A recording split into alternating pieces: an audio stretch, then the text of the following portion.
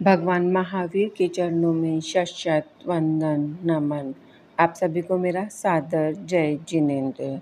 12 चक्रवर्ती की श्रृंखला में आज 9वें चक्रवर्ती के बारे में जानेंगे। 9वें चक्रवर्ती महापद्म चक्रवर्ती उज्जैनी नगरी में श्रीधर्मा नाम के प्रसिद्ध राजा थे। उनकी श्रीमती नाम की रानी थी।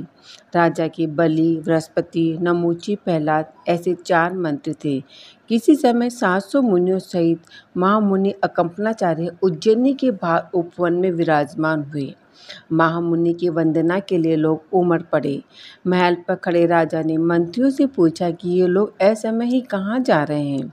उत्तर में मंत्रियों ने कहा, राजन, ये लोग अज्ञानी दिगंबरों की वंदना के लिए जा रहे हैं। श्रीधर्मा ने भी जानने की इच्छा प्रकट की। मंत्रियों ने मना करने पर भी राजा चले गए। तब मंत्री भी उनके साथ हो लिए। वहाँ मुनियों को वंदना कर कुछ विवाद करने लगे।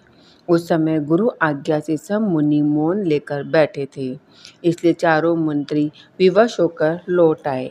लौटते समय एक मुनि को सामने आता देखकर उसे राजा के समय छेड़ा।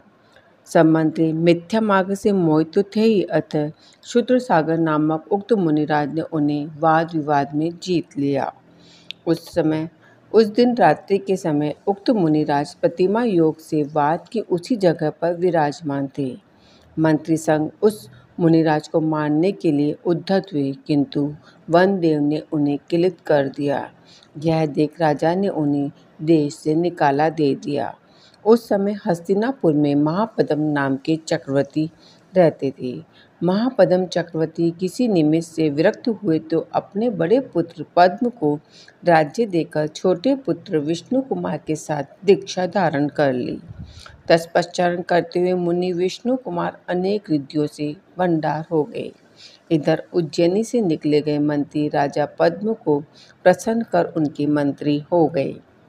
उस समय राजा पद्म मंत्री बलि की सहायता से विजय प्राप्त की तो राजा पद्म ने बलि से कहा कि वर मांगकर इष्ट वस्तु को ग्रहण करो।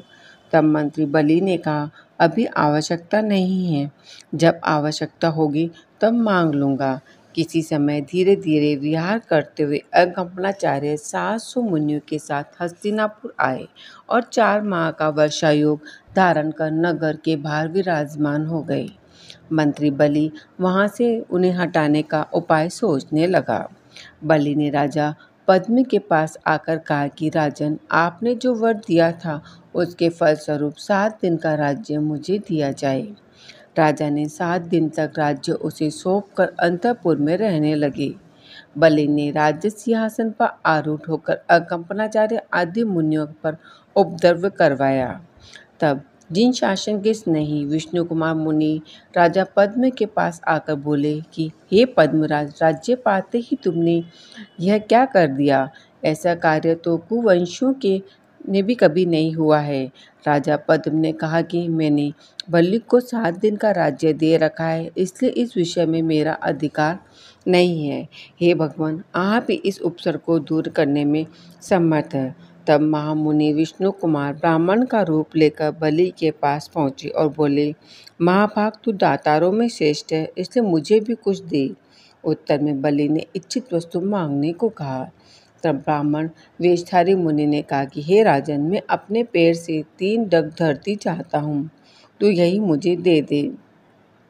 तब बलि ने कहा, यह तो बहुत छोटा क्षेत्र है, ले लो। इतना कहकर 3 पैर धरती दे दिए।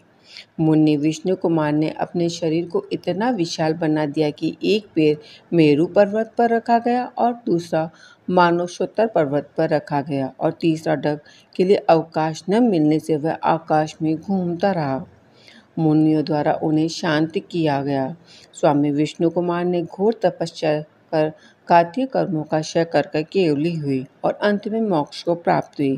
श्री विष्णु कुमार मुनि के पिता महापद्म चक्रवर्ती श्री मल्लिनाथ भगवान के तीर्थ में हुए।